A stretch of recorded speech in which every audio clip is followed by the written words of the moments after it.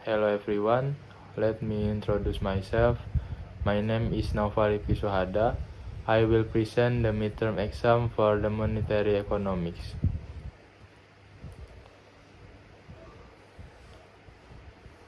Pengertian dan fungsi uang. Uang adalah alat tukar yang diterima secara umum oleh masyarakat Indonesia untuk mempermudah transaksi jual beli barang dan jasa.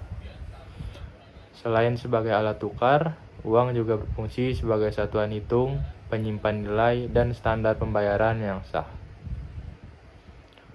Pengertian uang.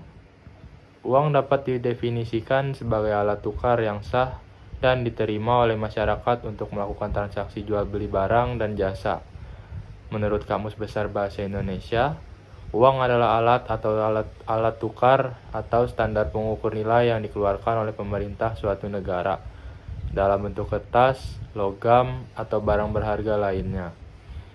Dalam konteks ekonomi modern, uang juga berfungsi sebagai alat untuk melunasi hutang dan penyimpanan nilai. Fungsi dari uang.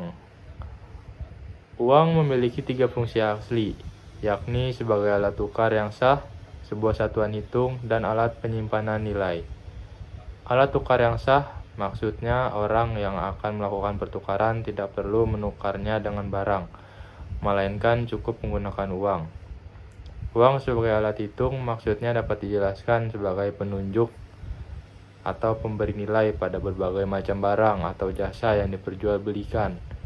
Uang juga dapat menunjukkan besarnya kekayaan sekaligus sebagai menghitung jumlah pinjaman. Fungsi turunan uang.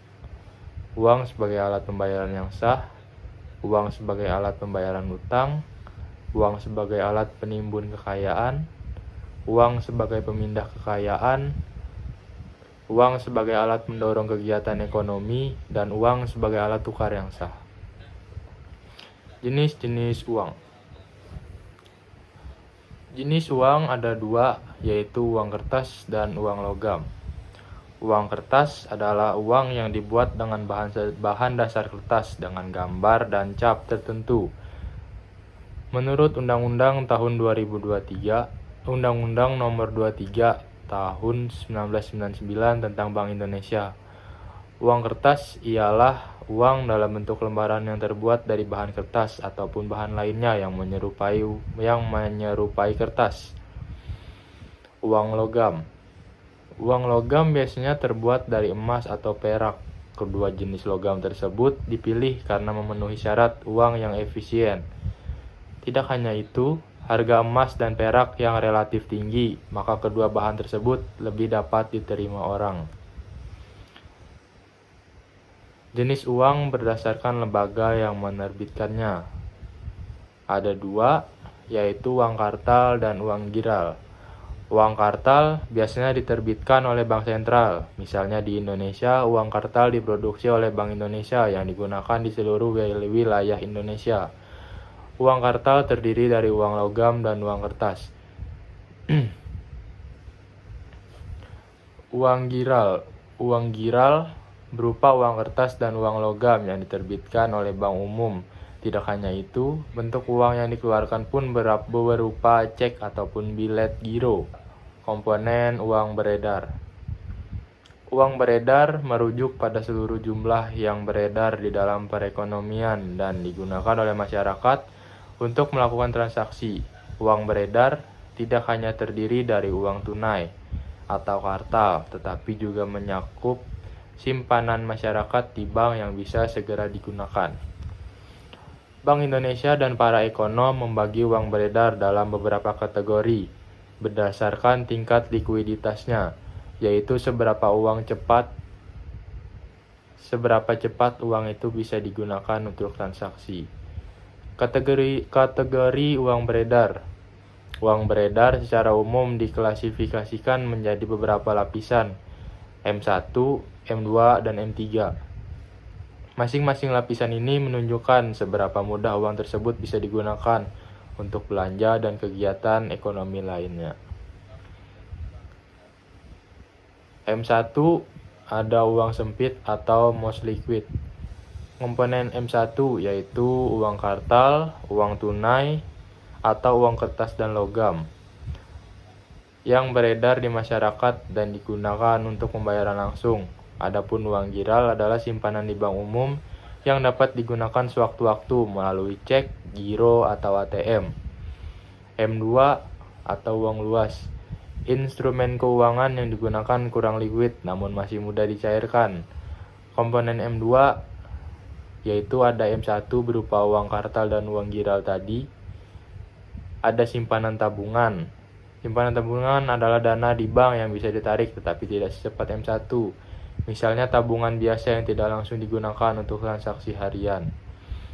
Deposito berjangka, simpanan dengan jangka waktu tertentu yang dapat dicairkan setelah jatuh tempo. M3, uang sangat luas atau broad money, berupa bentuk instrumen keuangan lain yang sangat besar nilainya namun tidak langsung bisa digunakan untuk konsumsi. Komponen M3, M2 tadi, dan ada instrumen pasar uang seperti sertifikat Bank Indonesia, obligasi jangka panjang, dan surat berharga lainnya yang dapat dijualkan di pasar sekunder. 4. Faktor permintaan uang untuk tingkat suku bunga. Tingkat suku bunga akan memengaruhi jumlah uang yang beredar. Jika tingkat suku bunga rendah, masyarakat enggan menyimpan uangnya di bank. Oleh karena itu, jumlah yang beredar akan meningkat. Sebaliknya, jika tingkat suku bunga tinggi, jumlah uang beredar akan menurun karena banyak orang yang menyimpan uang di bank. Nah, ketika suku bunga tinggi, orang akan lebih baik memilih untuk menabung di bank daripada untuk berspekulasi. Faktor yang mempengaruhi penawaran uang. Penawaran uang di suatu negara tidak terjadi secara alami, tetapi dipengaruhi oleh banyak faktor, terutama kebijakan moneter yang dilakukan oleh Bank Sentral. Bank Indonesia sebagai Bank Sentral Indonesia memiliki wewenang penuh dalam mengatur jumlah uang yang beredar di masyarakat melalui instrumen-instrumen tertentu. 1. Kebijakan moneter. Pengaturan jumlah uang beredar oleh Bank Indonesia. 2. Cadangan wajib minimum atau GWM adalah persentase simpanan yang wajib disimpan bank di BI. 3. Suku bunga memengaruhi keinginan masyarakat untuk menabung atau meminjam. 4. Kredit. Setelah semakin besar pinjaman yang diberikan bank, akan semakin besar uang beredar. 5. Intervensi falas. BI membeli atau menjual falas memengaruhi likuiditas rupiah. 7. Siapa itu Bank Indonesia? Bank Indonesia atau BI adalah Bank Sentral Republik Indonesia. Didirikan pertama kali pada 1 Juli 1953. Setelah nasionalisasi De Javaske Bank, lembaga keuangan kolonial Belanda, BI kemudian ditetapkan sebagai lembaga independen berdasarkan Undang-Undang Nomor 23 Tahun 1999 tentang Bank Indonesia. Sejak saat itu, Bank Indonesia tidak lagi berada di bawah kendali pemerintah secara langsung, tetapi memiliki independensi penuh dalam menetapkan dan melaksanakan kebijakan moneternya. Ini penting agar keputusan BI tidak dipengaruhi kepentingan politik jangka pendek, tetapi fokus pada stabilitas ekonomi jangka panjang. Fungsi dan tugas BI. Sebagai bank sentral, Bank Indonesia memiliki peran kunci dalam mengatur penawaran uang dalam perekonomian nasional. Tujuannya bukan semata-mata agar jumlah uang beredar banyak atau sedikit, tetapi agar jumlah uang yang beredar seimbang dengan kebutuhan ekonomi, sehingga stabilitas nilai rupiah, inflasi yang rendah, dan pertumbuhan ekonomi yang sehat dapat tercapai. Menetapkan kebijakan moneter, menentukan suku bunga acuan atau BI 7-day repo rate. 2. Operasi pasar terbuka, mengatur dan mengawasi sistem pembayaran, transfer dana antar bank, infrastruktur pembayaran digital atau QRIS dan BI-FAS. Mengawasi stabilitas sistem keuangan, yaitu menjaga kestabilan perbankan dan sektor keuangan, kerjasama dengan OJK dan LPS. Instrumen kebijakan moneter BI. Melalui berbagai instrumen seperti suku bunga acuan, operasi pasar terbuka, giro wajib minimum, dan fasilitas likuiditas, Bank Indonesia mampu menyesuaikan penawaran uang agar sejalan dengan kebutuhan ekonomi nasional, yaitu instrumennya ada operasi pasar terbuka, yaitu jual beli surat berharga negara untuk mengatur likuiditas. Suku bunga acuan, yaitu menentukan biaya pinjaman antar bank. Ketiga, ada GWM, yaitu mengatur kemampuan bank dalam menyalurkan kredit. Yang keempat, ada fasilitas likuiditas, yaitu pinjaman jangka pendek untuk bank bermasalah likuiditas. Pengertian Bank Umum. Bank Umum adalah lembaga keuangan yang memiliki fungsi utama menghimpun dana dari masyarakat dalam bentuk simpanan dan menyalurkan kembali kepada masyarakat dalam bentuk kredit atau bentuk-bentuk lainnya dalam rangka meningkatkan taraf hidup rakyat banyak. Ciri-ciri bank umum. 1. Ialah menerima simpanan dari masyarakat baik dalam bentuk giro, tabungan, maupun deposito. 2. Memberikan kredit atau pinjaman untuk tujuan konsumsi, modal usaha, investasi, dan lain-lain. Melakukan kegiatan transfer, clearing, inkaso, dan jasa keuangan lainnya seperti layanan valuta asing dan kartu kredit. Terbuka untuk masyarakat umum dan tidak terbatas pada kelompok tertentu. Diawasi oleh otoritas jasa keuangan dan kebijakan moneternya dipengaruhi oleh Bank Indonesia. Contoh bank umum di Indonesia: Bank Negara Indonesia atau BNI, BRI, BCA, Bank Mandiri, dan Bank Syariah Indonesia. Fungsi dari bank umum. Fungsi utamanya yaitu penghimpun dan penyaluran dana, serta penyediaan berbagai jasa keuangan kepada masyarakat luas. Berikut adalah uraian dari fungsi tersebut. Penghimpun dana. Dana ini dihimpun melalui berbagai produk simpanan, antara lain giro. Giro adalah simpanan yang penarikannya dapat dilakukan dengan menggunakan cek atau biljet giro. Biasanya digunakan oleh pelaku usaha atau institusi. Tabungan, simpanan yang penarikannya dapat dilakukan sewaktu-waktu dengan menggunakan ATM, buku tabungan, atau mobile banking. Deposito adalah simpanan berjangka dengan suku bunga lebih tinggi dan hanya dapat ditarik setelah jangka waktu tertentu, misalnya 1, 3, 6, atau 12 bulan. Penyalur dana. Jenis-jenis kredit yang disalurkan antara lain kredit konsumtif, misalnya kredit kendaraan bermotor, kredit pemilikan rumah atau KPR, dan kredit tanpa anggunan atau KTA. Kredit produktif, seperti kredit modal kerja dan kredit investasi yang digunakan untuk menunjang kegiatan usaha. Pemberi jasa keuangan lainnya, jasa transfer dan pembayaran, transfer antar rekening, pembayaran tagihan, gaji, dan transaksi online, penukaran mata uang asing atau falas, terutama untuk kegiatan ekspor-impor dan perjalanan luar negeri. Peran bank umum dalam perekonomian. Berikut adalah peran utama bank umum dalam perekonomian, yaitu 1. Menyediakan modal kerja dan investasi.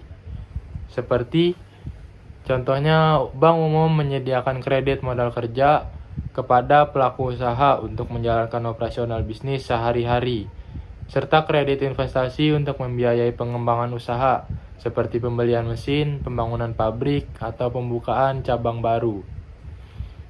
Meningkatkan daya beli masyarakat. Bank umum juga menyediakan berbagai jenis kredit konsumtif seperti kredit kendaraan, kredit rumah, dan kartu kredit. Kredit ini memungkinkan masyarakat membeli barang-barang bernilai secara mencicil. Menyediakan pembayaran yang efisien. Bank umum menyediakan berbagai fasilitas pembayaran seperti ATM, mobile banking, internet banking, alat pembayaran non-tunai seperti kartu kredit, kartu debit, dan QRIS. Ada layanan clearing dan transfer antar bank. Menjaga stabilitas sistem keuangan. Bank umum merupakan bagian dari sistem keuangan nasional melalui kegiatan intermediasi dan pengelolaan risiko. Bank turut menjaga stabilitas sistem keuangan. Bank Indonesia dan OJK melakukan pengawasan untuk memastikan kesehatan perbankan dan mencegah terjadinya krisis sistemik. Pengertian uang giral. Uang giral adalah salah satu bentuk uang yang tidak berwujud secara fisik, seperti uang kertas atau koin, melainkan berupa simpanan di bank umum yang dapat digunakan sebagai alat pembayaran. Uang ini tercipta ketika seseorang menyimpan uangnya dalam bentuk giro atau rekening tabungan, lalu digunakan untuk melakukan transaksi melalui cek, kartu debit, transfer bank, atau instrumen pembayaran lainnya. Uang giral memiliki ciri utama. 1. Tidak berbentuk fisik tetapi dapat digunakan langsung untuk transaksi ekonomi. 2. Diciptakan oleh bank umum melalui kegiatan penghimpunan dana dan penyaluran kredit. 3. Dapat berpindah tangan dengan cepat melalui sistem perbankan dan teknologi pembayaran. Berbeda dengan uang kartal, seperti uang kertas dan logam yang dicetak dan diedarkan oleh bank sentral, uang giral justru diciptakan melalui proses intermediasi keuangan oleh bank umum. Ketika bank menerima simpanan dari masyarakat dan menyalurkan dana tersebut dalam bentuk pinjaman, maka secara tidak langsung bank telah menciptakan uang baru dalam bentuk giral. Dalam perekonomian modern, uang giral memegang peran sangat penting karena 1. Mempercepat proses transaksi, 2. Mengurangi kebutuhan akan uang tunai, 3. Mempermudah pencatatan dan pengawasan arus keuangan. Konsep pengganda uang atau money multiplier. Pengganda uang atau money multiplier adalah konsep yang menjelaskan berapa kali jumlah uang giral dapat meningkat dari setiap satuan uang primer atau uang dasar yang ada dalam sistem perbankan. Uang primer adalah uang yang diciptakan langsung oleh bank sentral, seperti uang kartal dan cadangan yang dimiliki bank umum di bank sentral. Ketika bank menerima setoran, mereka wajib menyimpan sebagian dana tersebut sebagai cadangan wajib atau reserve requirement. Sisanya dapat dipinjamkan ke masyarakat dan uang pinjaman ini nantinya akan disimpan kembali di bank lain, sehingga proses ini berulang secara terus-menerus. Berikut rumus dasar untuk menghitung money multiplier. Artinya, setiap Rp1 uang primer dapat menciptakan hingga Rp10 uang giral di sistem perbankan. Pengganda uang ini menunjukkan betapa pentingnya peran bank sentral dalam mengatur cadangan wajib, karena kebijakan tersebut langsung memengaruhi jumlah uang beredar dan kestabilan ekonomi. Faktor yang mempengaruhi money multiplier. Besarnya money multiplier tidak hanya ditentukan oleh rasio cadangan wajib, tetapi juga oleh berbagai faktor lain yang mempengaruhi perilaku masyarakat dan bank dalam menggunakan uang.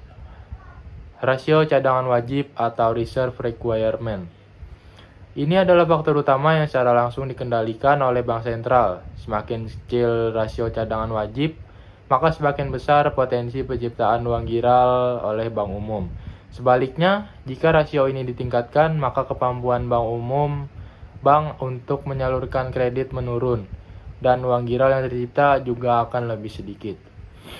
Preferensi masyarakat terhadap uang tunai. Jika masyarakat lebih memilih menyimpan uang dalam bentuk tunai dibanding menyimpan di bank, maka proses penciptaan uang giral akan terhambat, sebab uang tunai yang ditarik dari bank tidak lagi berputar dalam sistem perbankan dan tidak bisa dijadikan dasar penciptaan uang baru. Kebijakan dan kepercayaan terhadap sistem perbankan. Jika masyarakat percaya bahwa sistem perbankan aman, mereka akan cenderung menyimpan uangnya di bank. Hal ini memperkuat proses penggandaan uang, ketersediaan kredit, dan permintaan pinjaman. Bank hanya dapat menciptakan uang giral jika ada permintaan terhadap kredit. Jika kondisi ekonomi sedang lesu dan permintaan pinjaman menurun, maka penciptaan uang giral juga akan melambat, meskipun cadangan tersedia. Berikut presentasi dari saya. Sekian dan terima kasih.